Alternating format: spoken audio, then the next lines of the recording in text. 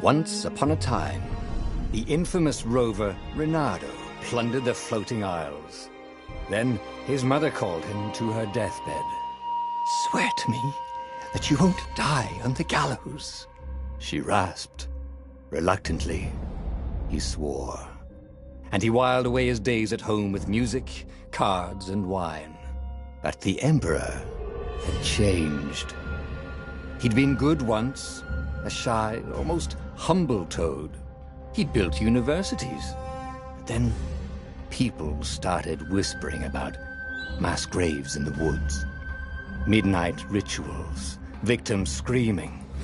The Imperial Ravens would round up entire villages, and no one ever returned. The Ravens had come to Ubar scouting for ancient books said to be of great power.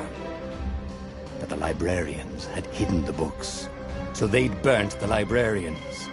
The citizens, outraged, had driven them off. The Ravens had come back with dropships. The kid had fled with one of those books. He was brave and dumb and wanted to join the rebellion. And Reynardo had promised his mother he'd protect him.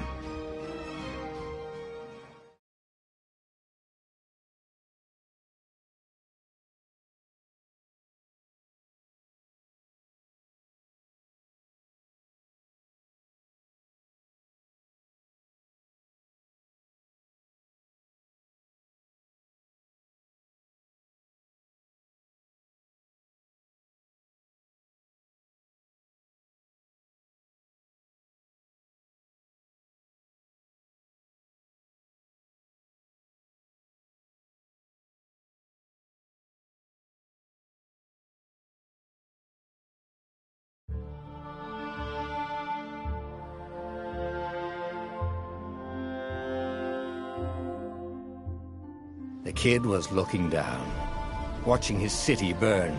"Sorry, kid," Reynardo told the kid. "Look, if we give them the book, they'll leave you alone." "My mother died for this book!" "I promised her I'd protect you." "Oh, damn it." The kid had run off. With the book, of course. So Reynardo had to run after him.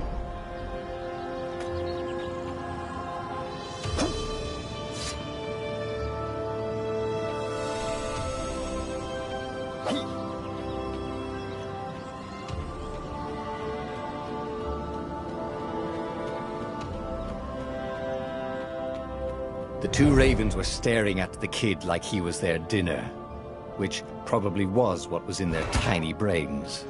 "Hey," Reynardo said. They cocked their heads at him. "Pick on someone as ugly as you." Wait, that didn't come out right. "For the Emperor!" The ravens cawed and rushed at him.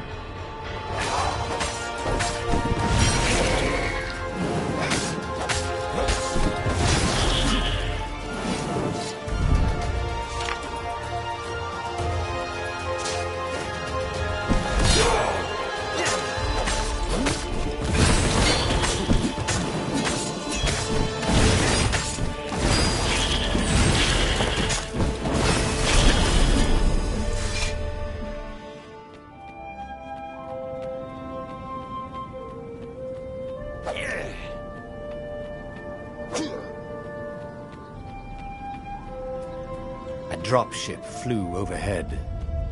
He hoped they hadn't noticed him. The kid.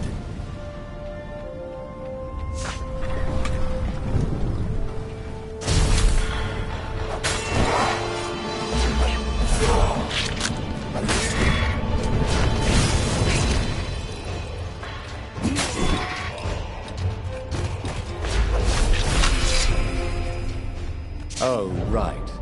The Gate of Heroes. Someone's idea of a joke, making the skyship docks a gated community. You needed a hero's sword to open it. And the kid was on the other side of the gate. "Who let you through? Promise me you'll take the book to the rebels, or I'm gonna steal your ship." "I'm not taking the damn book anywhere, and neither are you." "Try and stop me," laughed the kid. "I bet you don't even have a hero's sword." And with that, the kid hopped away. Had to hand it to the kid. He was an idiot, but he had guts. Where was Reynardo going to get a hero sword? ore and wind essence? That sounds about right. I'll need a workshop, though. Perfect.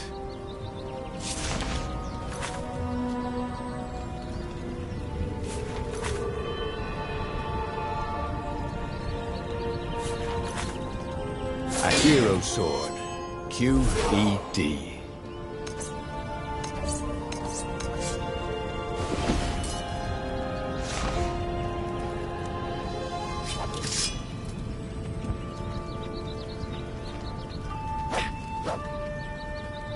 This is what he got for settling down and finding people to care about. The kid's mum had been a swell cook, and she'd laughed at Renado's jokes, even when he didn't know he'd made one. And then the ravens had come to burn her. And she'd made him promise to protect the kid. But she never told him where the book was, just the kid. He came up to a ledge. It was too far to jump. There'd been a bridge here before, hadn't there? And there was Peter, giggling at him. "How'd you get across?" he asked the kid. "Where'd you find a hook?" "I hopped," said the kid. Wise-ass kid. "Hey, look out behind you!" "Cute," said Renato. Ah, ravens.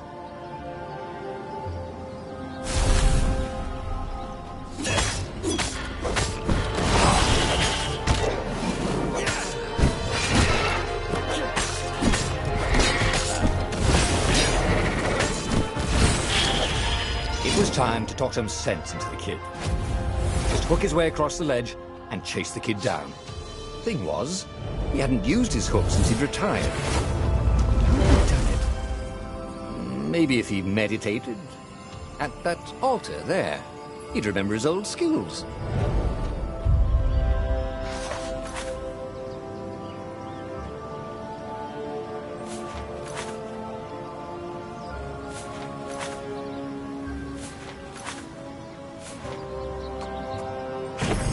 Starting to come back to him. Something you never completely forgot, like how to freeze time when attacking. The more he fought, the more he'd probably remember.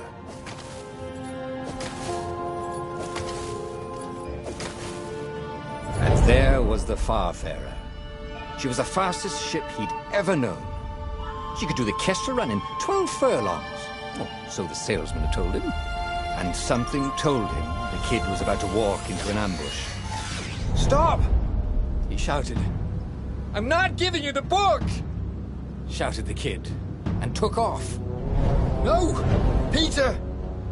But the kid ran for it, and a goggler nailed him with its eye.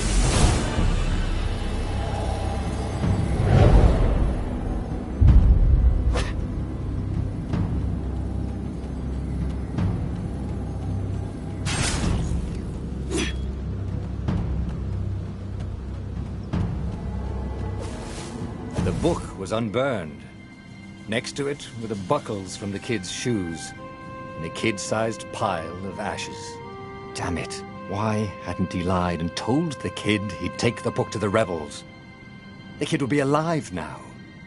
Really pissed off and betrayed, but alive. Oh, damn it. Renato picked up the book. He couldn't let the Empire have it now. He was going to have to get it out of there. He'd be a wanted man. Probably have to join the rebellion just to have a place to dock.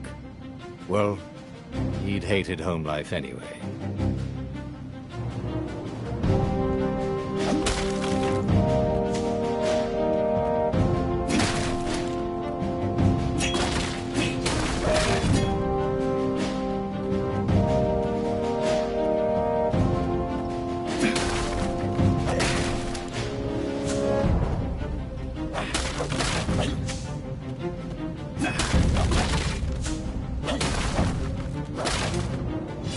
What was the big deal about this book, anyway? Maybe he should open it and find out.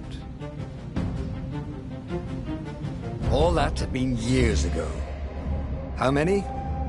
The war was a blur, and now 3 Raven scout ships were chasing him. "Where are you running, rebel?" cawed the Raven captain over the loudhailer. Renato could see them cranking up their catapults. "Just going out for milk?" Renato yelled back. "Where can you run?" laughed the raven horribly. Far behind him, another city was burning. The dark cloud above its island was thousands of Imperial ships. The fleet was doing a thorough job. "Take us to the rebel base, and we'll spare your life!" it cawed. The entire jury-rigged rebel fleet was only a few islands to the east.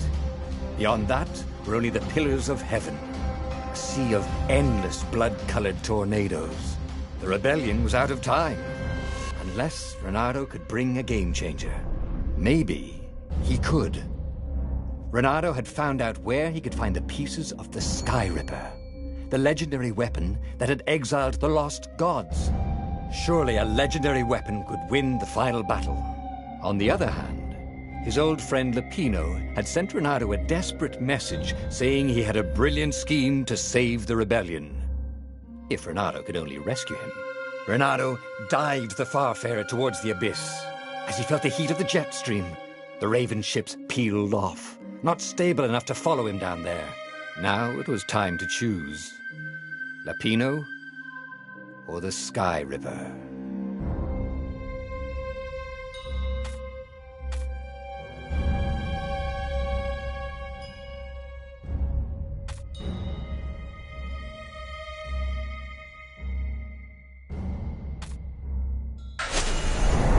Lapino. Apparently, the Mad Rabbit had sold a Pegasus that he did not exactly own. Lapino always wiggled out of trouble, given time. But he was out of time. The Ravens had figured out that Lapino was a rebel spy. If the fleet reached him first, they'd string him up for that. Never mind the winged horse.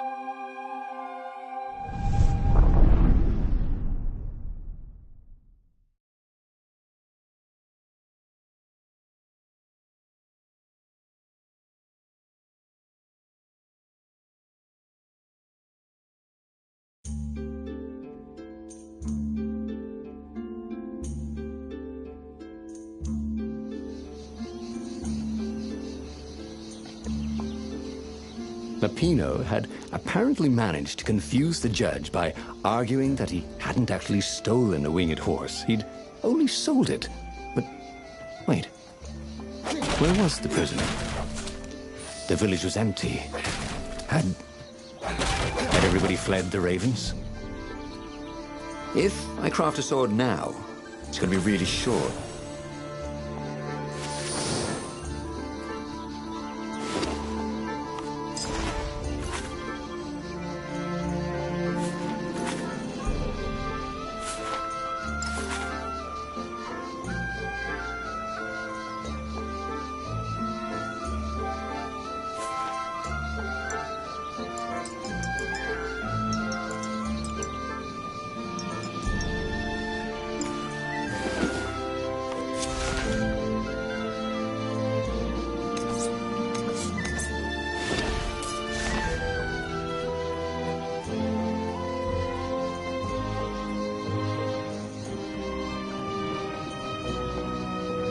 The platform used a hybrid propulsion system fueled by anti-gravity and wishful thinking.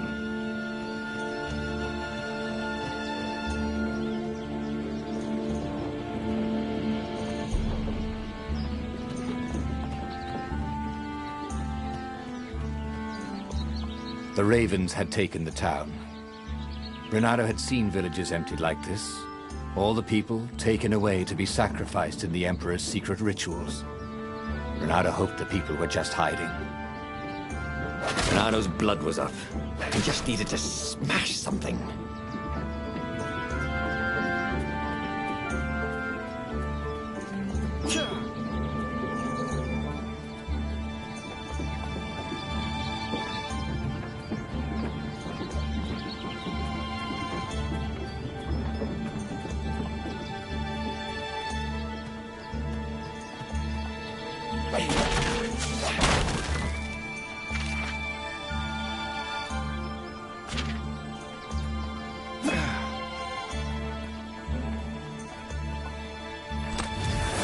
This one contained nothing but unmatched gloves.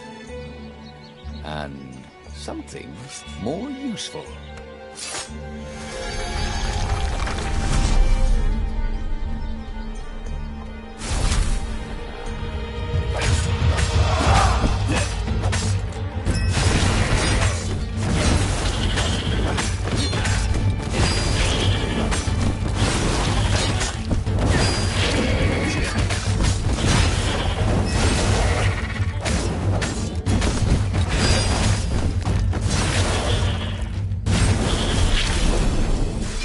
Ravens were landing everywhere.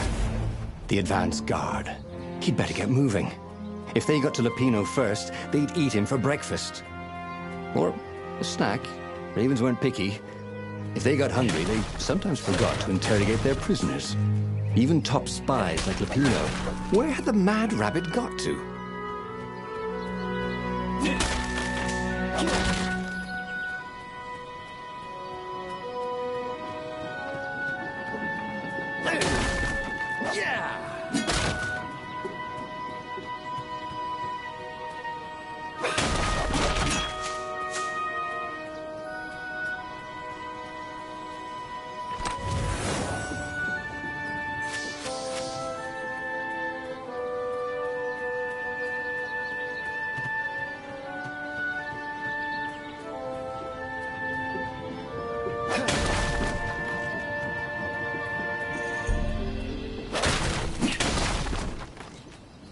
Renato felt like he was ready to learn new things. Thank goodness he didn't have to go to school for that. It was starting to come back to him. Something you never completely forgot, like how to freeze time when attacking. The more he fought, the more he'd probably remember.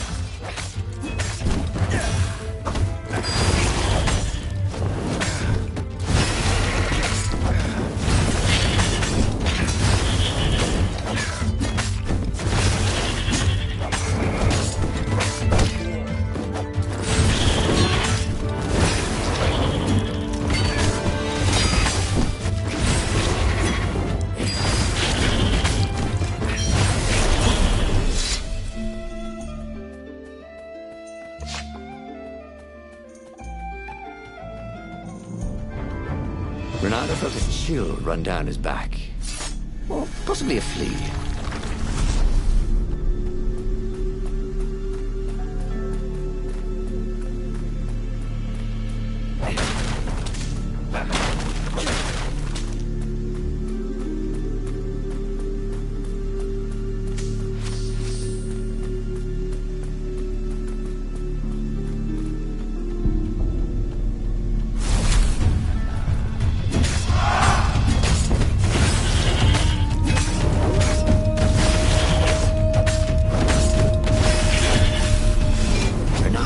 So much. It was time to turn it into something he could use.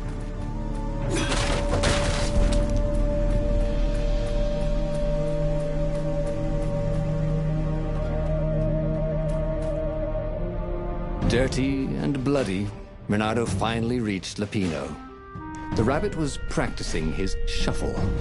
Renato recognized the cards. It was Lupino's favorite deck. Oh, I thought you were in danger. I am.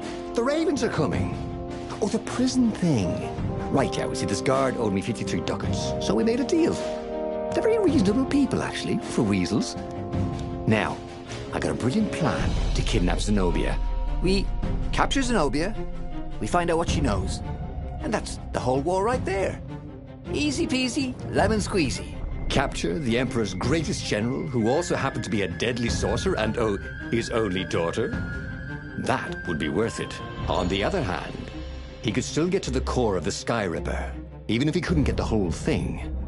It must have great power.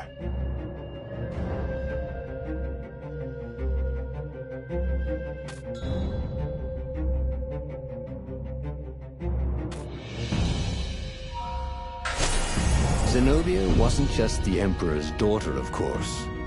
She'd been Renato's best friend in Sword Fu School. And you're still mad for her, the rabbit reminded him. They'd been close. She'd told him things no one else knew. But she'd never told him who she really was. She knows all the Emperor's plans, chuckled the master spy.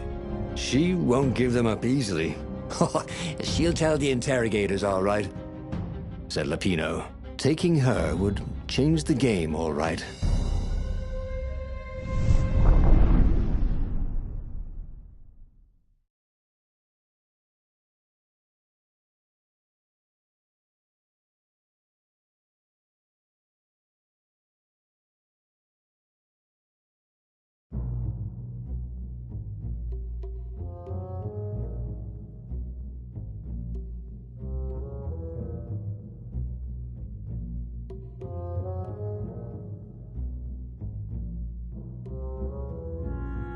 The city was already under Zenobia's control.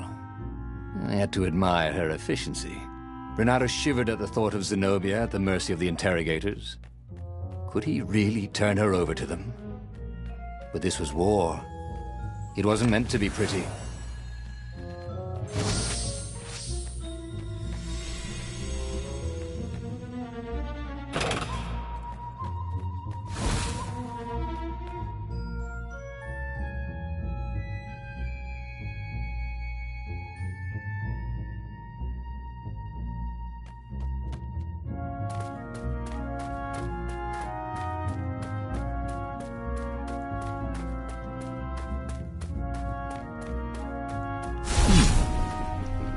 Hero wall, hero sword, ice wall, ice cube.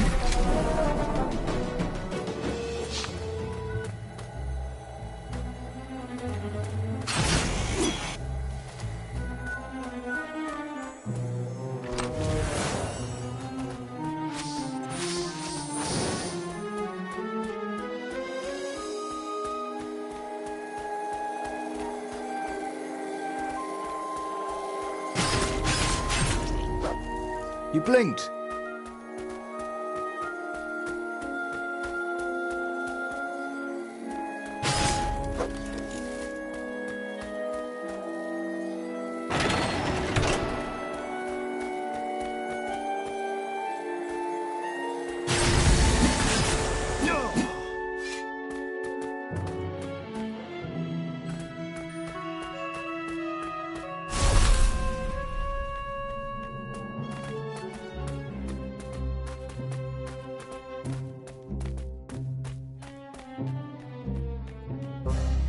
So, what's this plan of yours?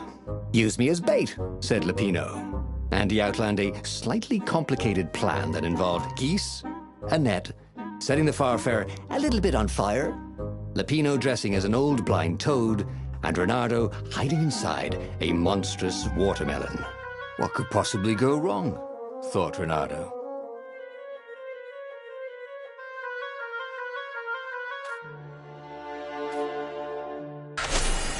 Oh, this is gonna be fun, said Lapino, as he ran to go set up his marvelous plan.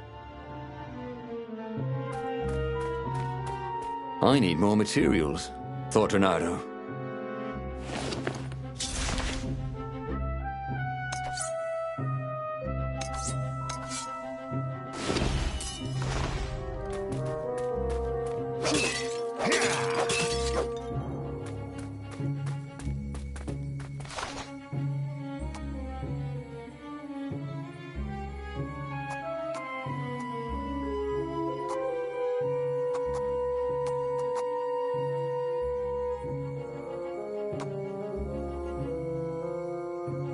Missed his old skills.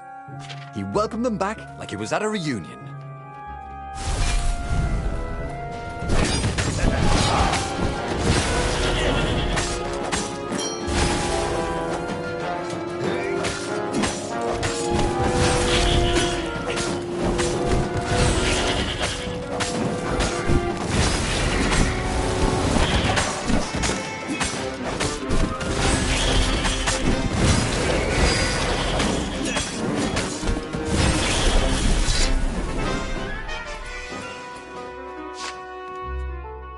Renato felt dubious about the whole plan. With every step, he was waiting for it all to go horribly wrong. But against all odds, Lapino's idiotic plan worked. Zenobia's ravens ran off after the geese, the net dropped, and Reynardo jumped out of the watermelon and put his sword to Zenobia's throat. "Reynardo," she said, "are those new scars? They look good on you. You never returned my velvet jacket. It was my favorite. You look stupid in velvet. Oh, what does an imperial princess know about style? Oh, get a room, you two," said Latino. But the fleet was coming on fast, so they put Zenobia on the Farfarer and took her east, over the Nexus. She'd vanished from Swordfu School, from his life, without even saying goodbye, without ever telling him she was the Emperor's adopted daughter. Ah, Lapina was right, Reynardo thought reluctantly. She knows things. She recognized his look. "You're taking me to the interrogators, aren't you?" she said, wide-eyed. And then she jumped, with horror. Reynardo saw Zenobia plummeting. Then he saw the Nexus below them. Cats always land on their feet. "Ah, she'll head for the Imperial outpost," yelled Lapino. "You have to catch her."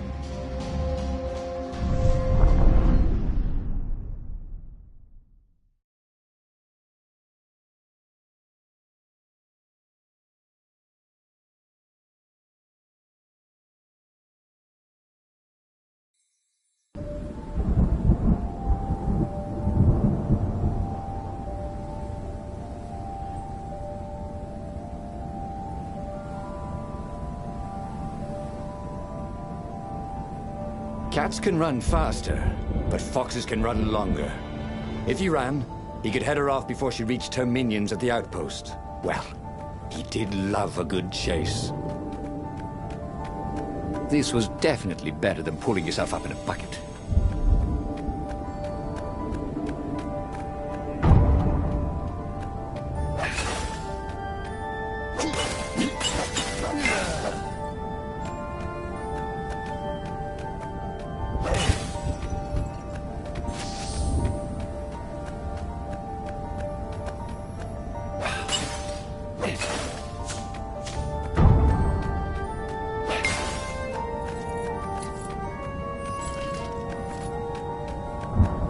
It wasn't his fault. They looked so breakable.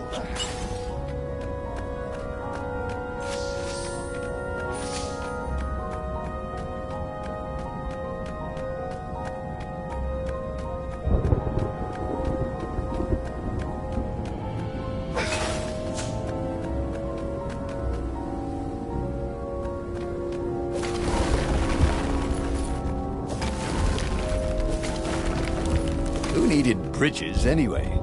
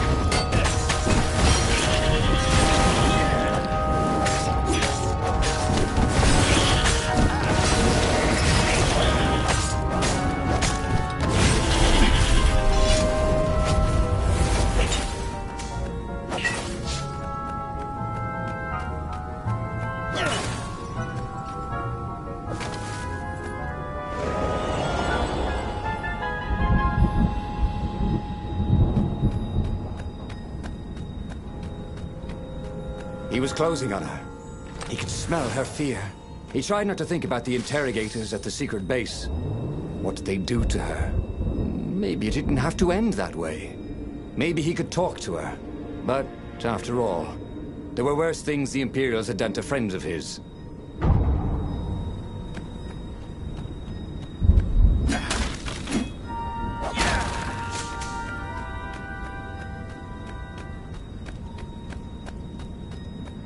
A crafting bench. Reynardo wondered what he could make with it.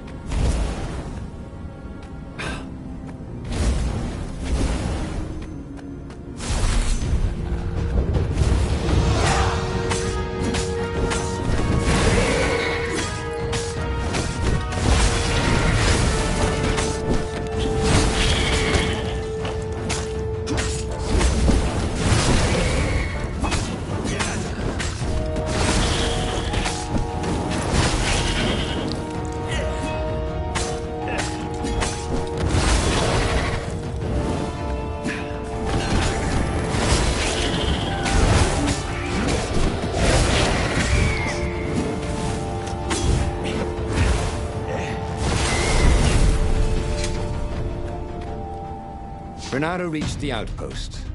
The Imperials there were no match for him. Soon after, Zenobia limped up the path. When she realized he was already in front of her, she didn't even try to run. "Oh, you left without saying goodbye." Again, he said, "Please, I'm enjoying this a little too much," she said, shaken. "Oh, spare us the chit-chat, would you?" said Lapino as he shackled her hands so she couldn't throw spells. "She knows all his plans." All the way back to the Farfarer, Lapino nagged Renato about how the interrogators would pry all the intel out of Zenobia. How that would turn the tides in the imminent battle. All they had to do was take her to the rebel secret base. Renato didn't like to think about what the interrogators would do to her. Couldn't he just talk to her?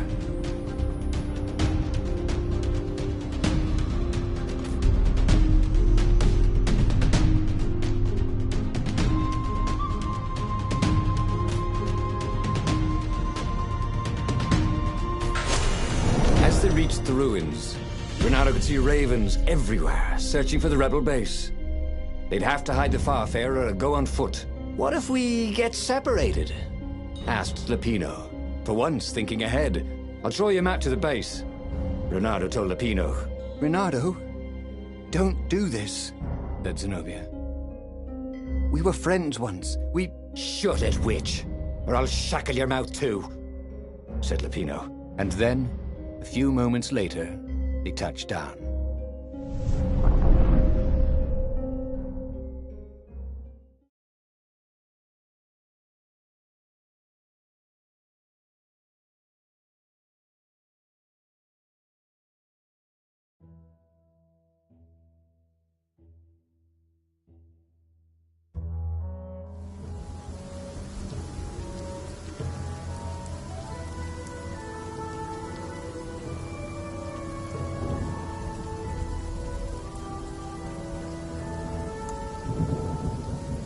As Lapino pulled Zenobia off the Farfarer, Renato readied himself for the battle ahead.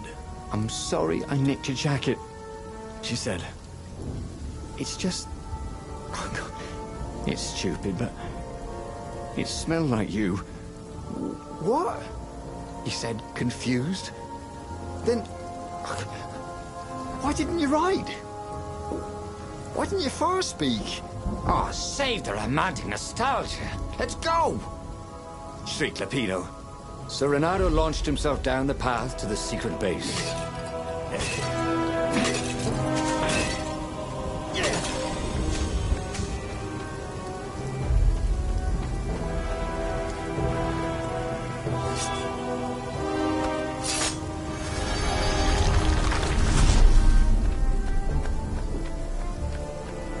It was definitely easier to fight inanimate objects.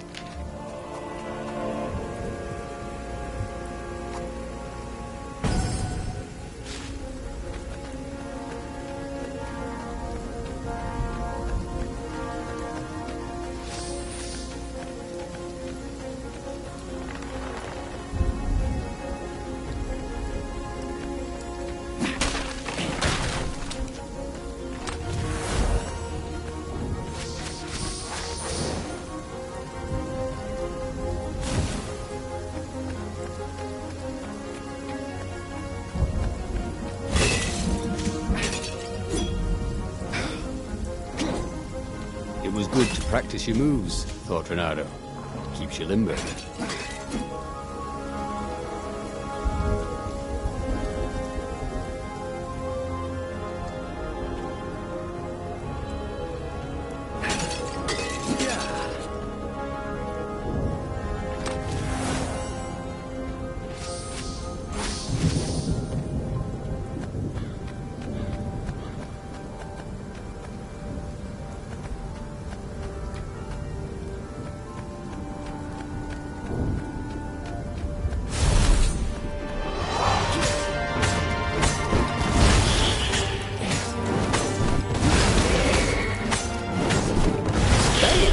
Welcome to Earth, Renato told the corpses. It was something he'd seen in a play once.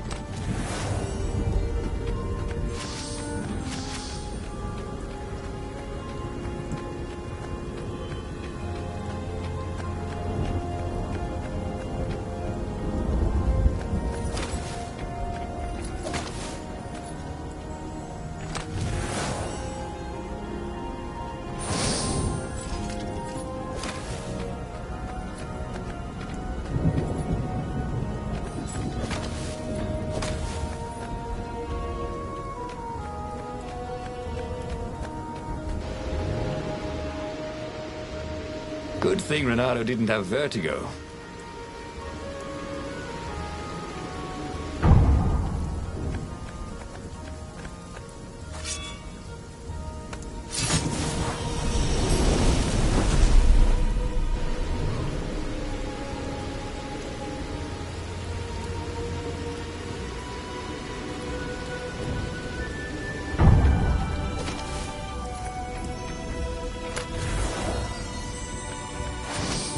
Oh, sweet! A gem. All he needed now was a workbench, and he could slot it into his gauntlet.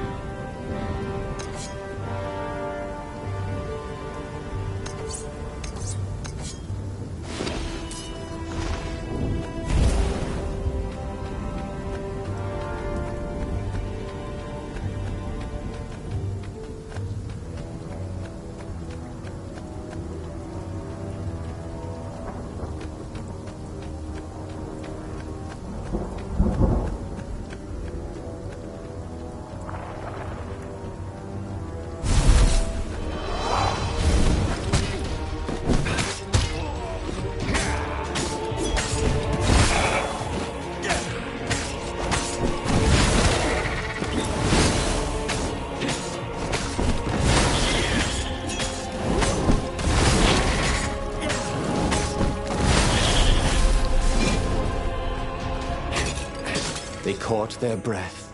It's beautiful, she said, looking at the ruins. This used to be the library of Ubar, he said, before your father's ravens smashed it. Do we have to talk politics? She asked. That's not how I want to remember you, she said with an odd, wistful look at her face. She was as beautiful as she'd ever been, and as brave. Peppino huffed. They got back on the trail.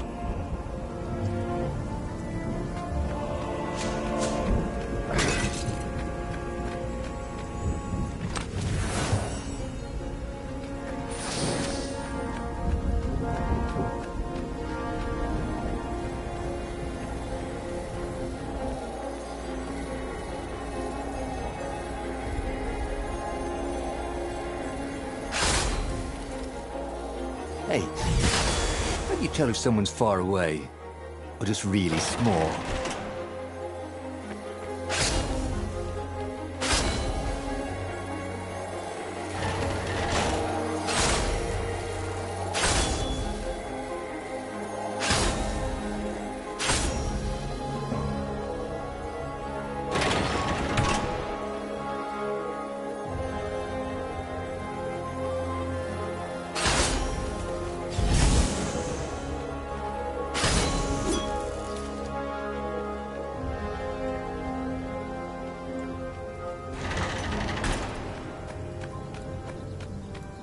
The long stairs.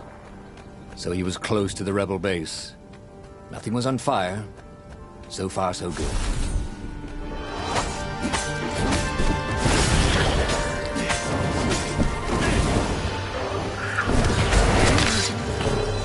To everything, there is a season. He turned over and died.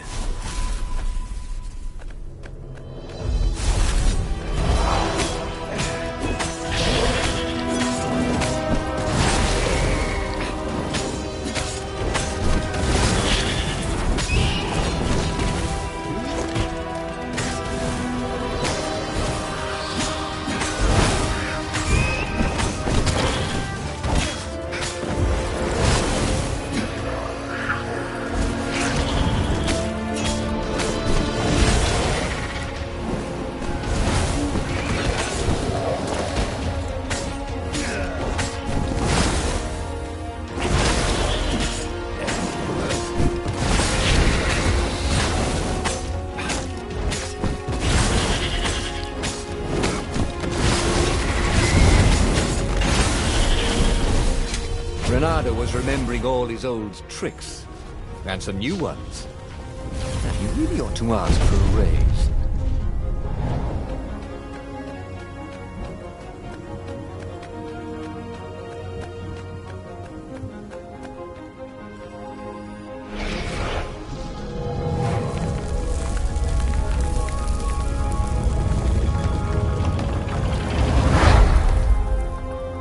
they made their way to the secret rebel base, Renato felt strange.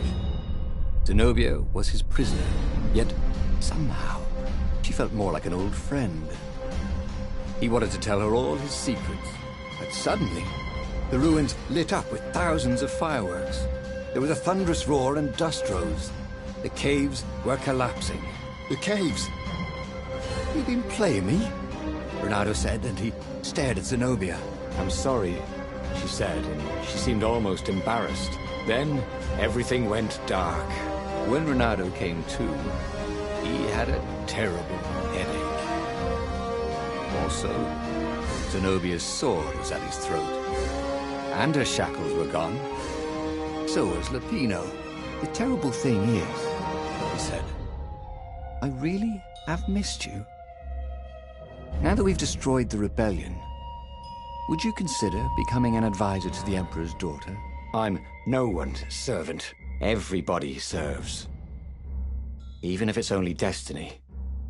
I like to choose my own destinies," he said. "The whole point of a destiny is you can't choose." "Oh, never mind," she said. "Look, if I see you again, I'll have to kill you." He watched her ship soar away. He would see her again, he decided, even if he had to fight his way across the entire fleet.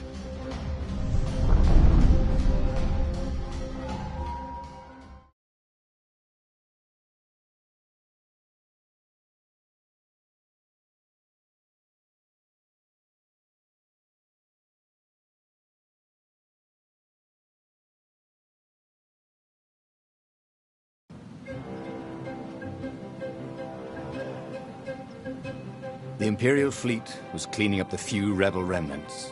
For only a moment, he thought about running. But heroes don't run, even when the world is against them. Even when their cause is hopeless, and their efforts futile, and pointless, and useless, and death painful and guaranteed. He's decided to stop thinking for a while.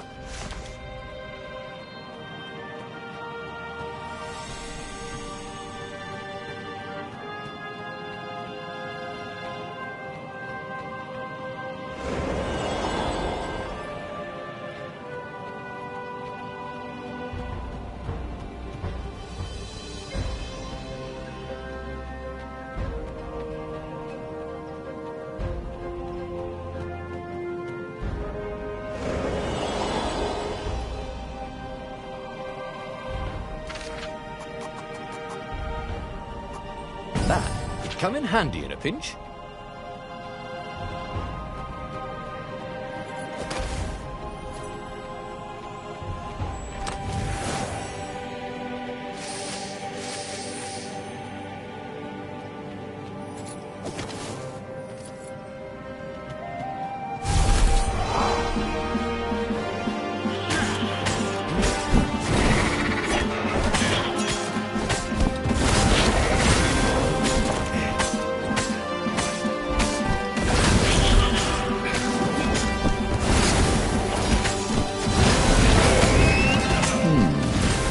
Where did that go to?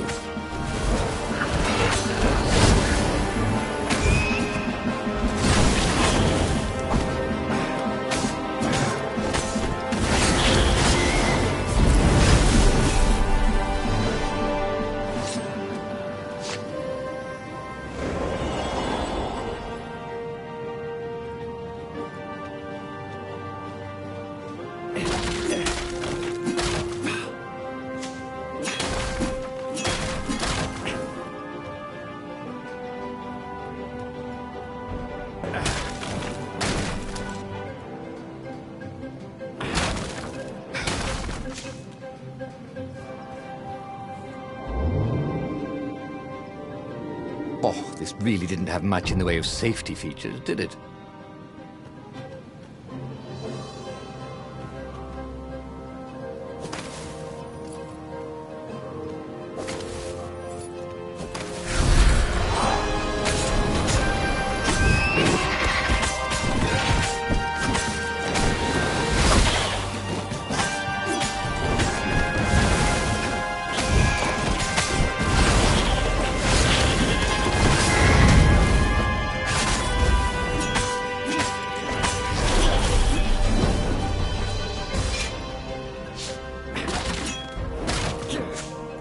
Renata felt a little better.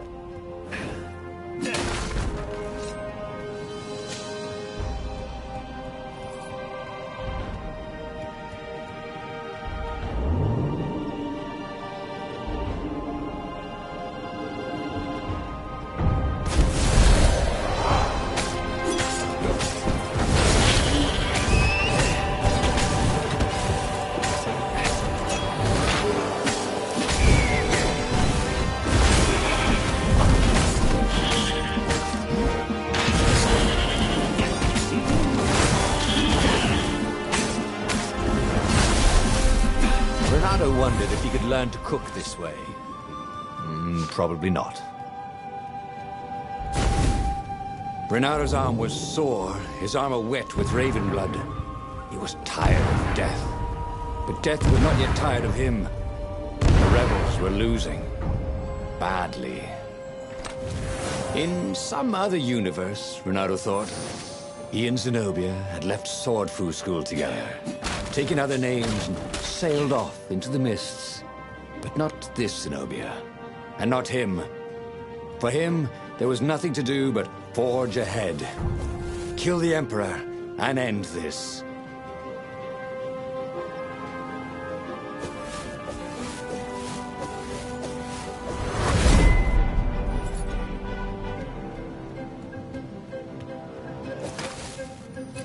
That was always a rush.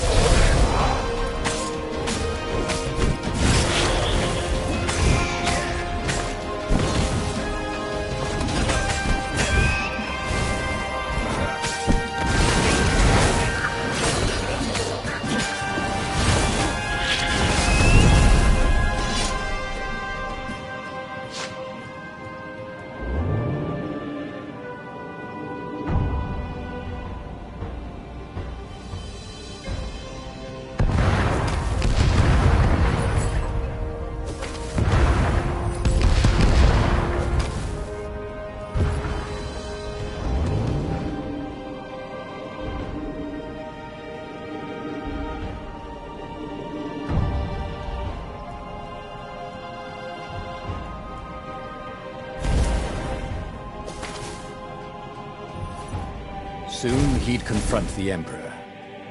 Funny that this whole war had come about because the Emperor feared death. And now it was coming for him.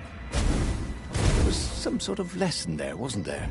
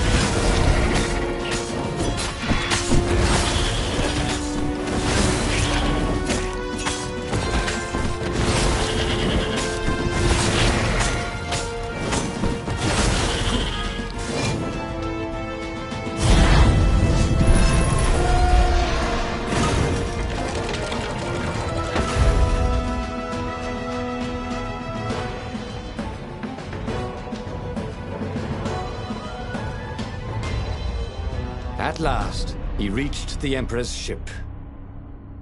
Zenobia was there. Why'd you have to come back? She said, guess I'm just serving my destiny. He shrugged. You don't even know what that word means. She said, do you ever wonder if things have been different all the time? She said, and drew her sword. In the end, Renaro lay bleeding out on the deck. Zenobia sat by his side, upset. What are you so upset about? He asked. You wouldn't understand. Why didn't you tell me you were going to leave school? I was afraid you'd convince me not to. I guess I'll have to buy you a drink in the halls of the Valiant then, he told her. And then he was gone. Okay, that was weird. He could have sworn he just died. Instead, he was on the Farfarer, sailing away from Ubar. And it was still burning. He'd fled burning Ubar years ago, hadn't he? And now he was back there. Had all those years fighting the Empire been nothing but a vision into the future? A useful vision if it was true. He'd learned something. Zenobia still had feelings for him.